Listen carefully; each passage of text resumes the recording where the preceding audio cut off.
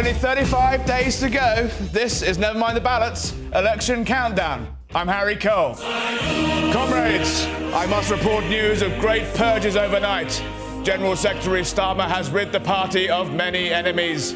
Those loyal to former General Secretary Corbyn have been disposed of by Commissar McSweeney. It is also my duty to report the title of Hero of the Revolution has been handed to Comrade Abbott, but she has been purged. Comrade Russell Moyle, also purged, for reasons undisclosed to the people. And Comrade Shaheen, purged also, for refusing re-education. No, seriously, ruthless Starmer is on the rampage this morning, and the left are going bananas. Our clash of the day, Starmer versus the Corbynites. And joining me to discuss all of this, political correspondent from The Sun, Noah Hoffman, and bookie to the stars, Will Woodhams from Fitzdares. Morning, guys. How are we doing? No purges here this morning, but I don't think Keir Starmer had Diane Abbott blowing up another Labour election campaign like she did in 2019 in his grid. No, what's going on? No, so I think there was a very choreographed, organised plan for Diane Abbott to have a very dignified sort of golden exit from the party. She's a Labour matriarch. It was all planned. I think what went wrong was a bit of classic briefing to journalists. Everyone's got a plan until they're punched in the face by the left. Or until cheeky reporters come in and sort of throw a spanner in the works by revealing the plan. Heaven forbid early. Reporters would commit news. But Diane Abbott, look, she is, whatever you think of her and her kind of awful comments that she made about racism, on the back of many other awful comments she's made over the years. She is the first black female MP. She does, I think, deserve something a little bit more dignified than this. Absolutely. She is an icon to so many people. She's a trailblazer. She said some things that make a lot of people uncomfortable. She's had some weird comments about Russia as well, and Ukraine.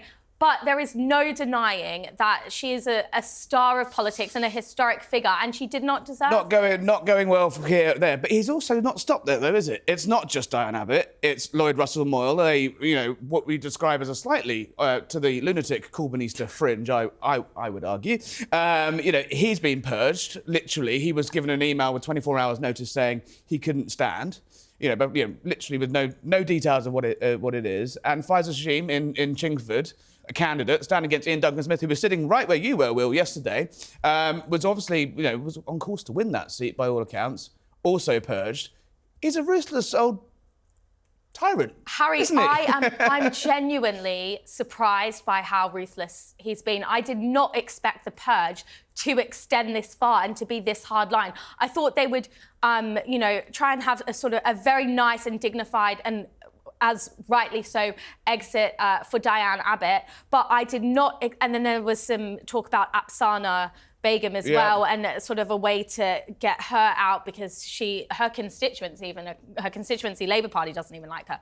But I did not expect them to really go all out with anyone who is sort of remotely critical of Starmer. I was surprised by how far they've gone. Well, what do you reckon the public are thinking of this? You've got what is essentially an internal Labour Party dispute, but what do the punters think? Does this make him look powerful? Well, weirdly, I think he's probably done private polling and they're very aware that the one thing hanging over them is he's quite sound, but he's surrounded by nutters. Right. And what he's done is completely taken that out, and that's probably been Tory party ammunition for the next 20 days. Whatever you might say, you're surrounded by these weirdos. That's the public perception. I'm not putting that on them. Yeah. And what he's done is tried to negate that and close that door. No, do you think it's worth the pain of losing essentially Labour want to talk about the fact they're not going to put up income tax today. They're not going to put up VAT. They're not going to put up national insurance in the next parliament. That was meant to be a big pledge of the campaign.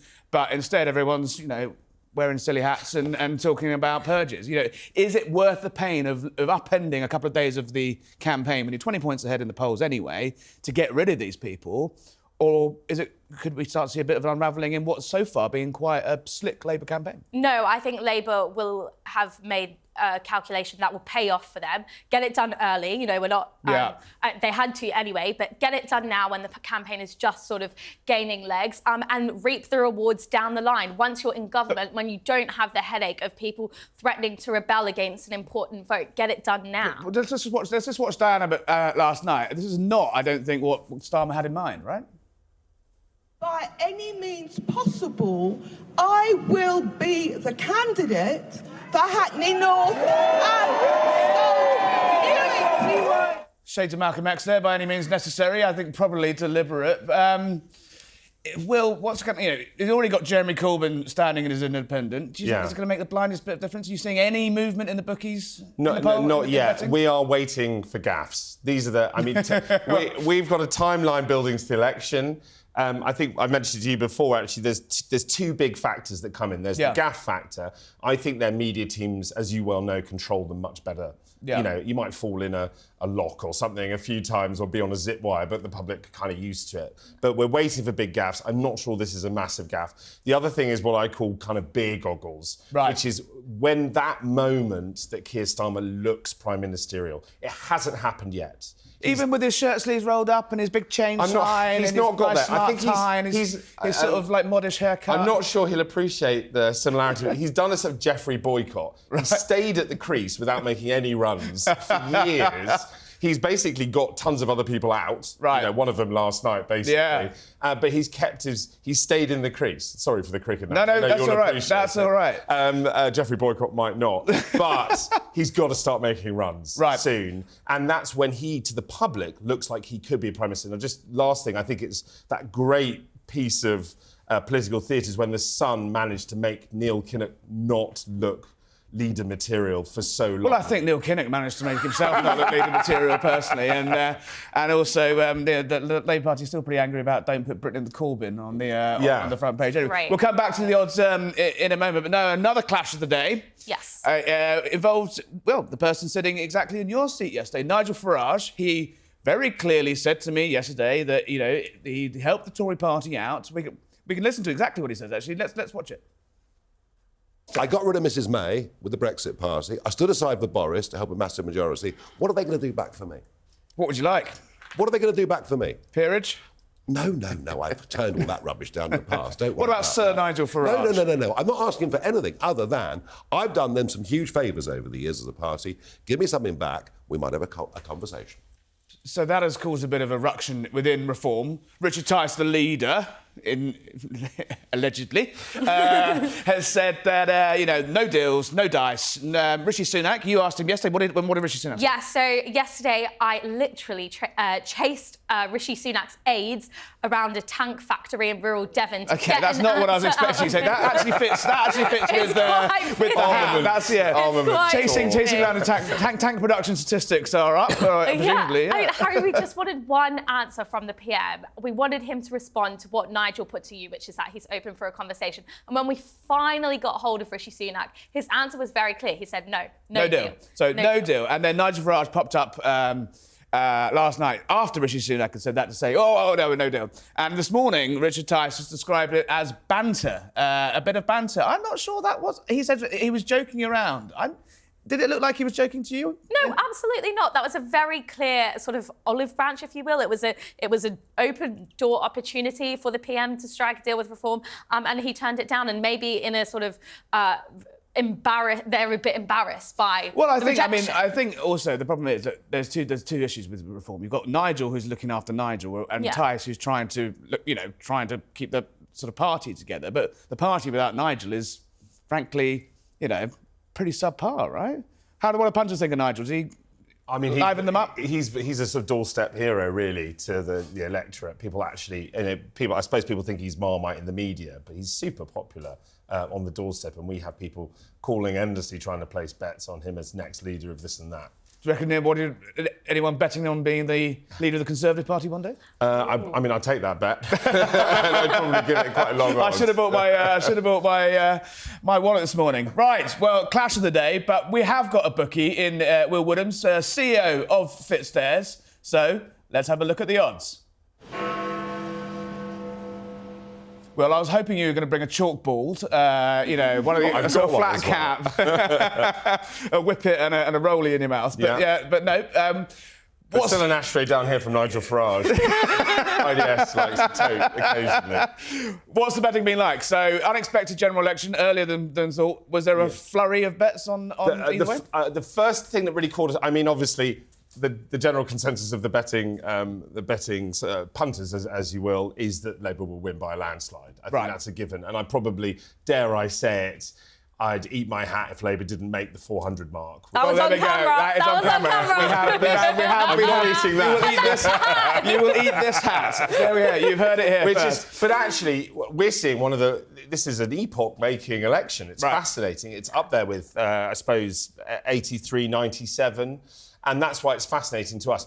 I mean, if you don't mind me going off on a slight tangent. No, not at all, please. We love tangents. I'm Never mind the balance.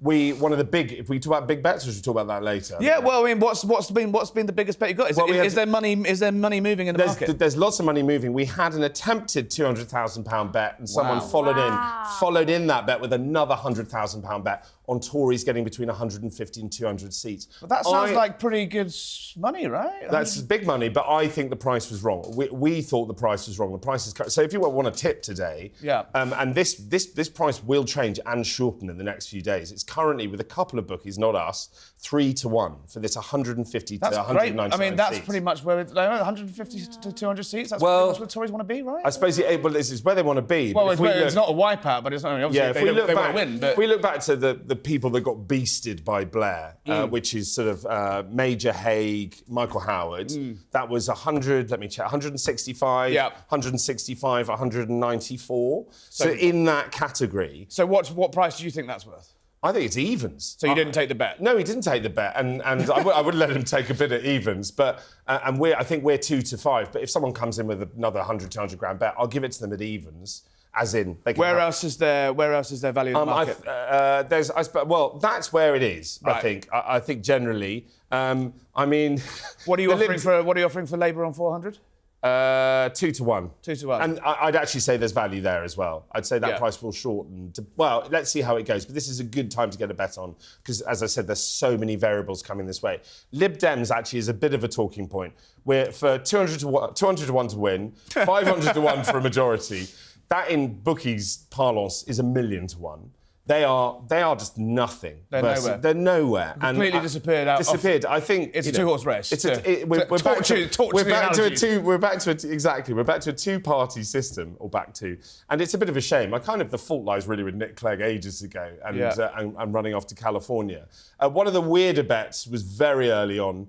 Someone called and wanted to put £1,000 on it to be discovered that Rishi's children were registered at a Californian school. It sounds like someone might have a bit of insider trading there, yeah. That's what we thought, which is why Did you take the bet? How do I price that up? And I think my team tried to call a few private schools in Northern California. It is a growing rumour, which we must say angrily and repeatedly denied by Downing Street. So there is no regulation though on political betting. It's not like the trading, is it? I think around death, we don't really. We won't take a bet. But you've got, presumably, you are a bookmaker to VIPs, celebrities, stars, lots of politicians. So the politicians... MPs? They love to vote on themselves, perfectly allowed. Do they pick up the phone on stuff they might know already? Of course they do. Our favourite one is the former Queen at Ascot. We'd always get a phone call from some sort of lady in waiting going, her hat's blue. I mean, can I have a bet on her hat being blue? Royal Ascot. And just quickly, bets on what's Reform's chance of getting any seats? I haven't got a price in front of me, but it's not likely. Right. Okay. So you can check our website, Fitzdares.com, for the price on that. There we go. Got the plug in, Fitzdares.com. And it will be remiss of me to have you here and not ask who's going to win the derby. City of Troy. City of Troy. I actually quite fancy Treasure, the King's Horse in the Oaks, which is tomorrow, so on Friday. And that's currently 14 to 1, but I have an each way on that. I think it'll be in the top 3. And it'd be lovely for the King and the Queen to see a horse cross the line at Epsom. Very good. Indeed it would. Well, thanks for coming to Cheers. Noah, are you going to get a bet on? I am not a massive gambler myself. However, I do love the races for dressing up and Prosecco. I will give Noah £100 at 3 to 1 really? on 150 to 199 Tory seats. Can I have that as well? No. All right, thank you, Will. Thank you, Noah. But before we go, a couple of moments of the day. And as we were discussing earlier, we do have, yet again, Ed Davey making a tit of himself. Let's have a look.